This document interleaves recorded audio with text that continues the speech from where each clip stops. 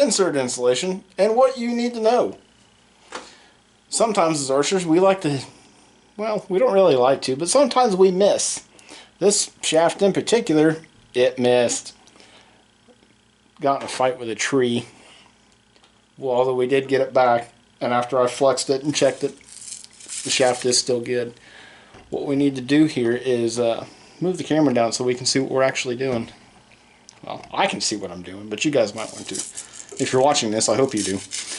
I've just got an old brass rifle brush. I can stick that down the end of the arrow, just kind of swish it around a little bit. That does a couple of different things. For one, it helps break up all the old glue, and for another, it very, very mildly scores the inside, gives the glue something to kind of hang on to. I mean, you don't want to go nuts with it. A little bit of acetone on a Q-tip. Swish it around in there, make sure you get everything out. Now what I've been doing, what I like to do here, is that is a gold tip 100 grain brass insert. It is a .246, I believe. It'll fit the inside diameter of most standard shafts. But I like to not only pre-install it to make sure, I mean, listen to this ASMR much. You want to make sure that you got a good tight fit. Just screw a field point on there. And can we see this? Hey, there we go. I like to install it or pre-install that and then give it a spin and make sure that it's not going to wobble. If you do get a little wobble out of it, just spin your insert until you can spin it and you get a true arrow. No wobble. Silver Sharpie writes on just about anything.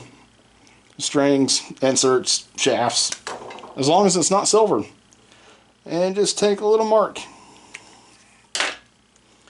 I've got an old aluminum ferrule. It's an old broadhead that went to the wayside years ago, but it works out great for this. Take our good friend here, Mr. Blue Wrench. Make sure you've got the acetone away from the open flame because, well, they like each other too much. Don't need much heat. And the reason for the torch is I like to use this Boning Ferrule-Tite because with super glue is another conventional insert weld, and you name it. Sometimes it's hard to get that lined up. So I've been using this. I like my fingers. You can use a little plier. You don't want much heat. You have to remember this is going into a carbon shaft.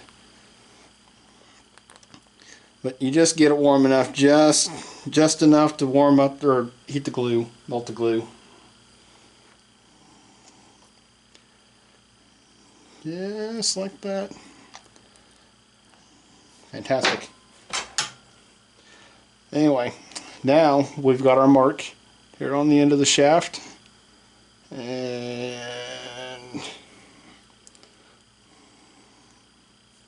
there is the mark on our insert. Quick little bump through the heat to redo the glue.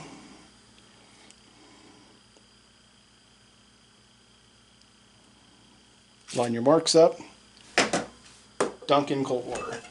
Well, not like super cold water. Can we see that? Hey, there it is. Ah, we found it. That really only takes a few seconds to set. It is a very low temp glue. Let's turn this wrench off. Just take and knock off the excess. What little bit there will be. Reinstall the field point of your choice. And voila. Thanks.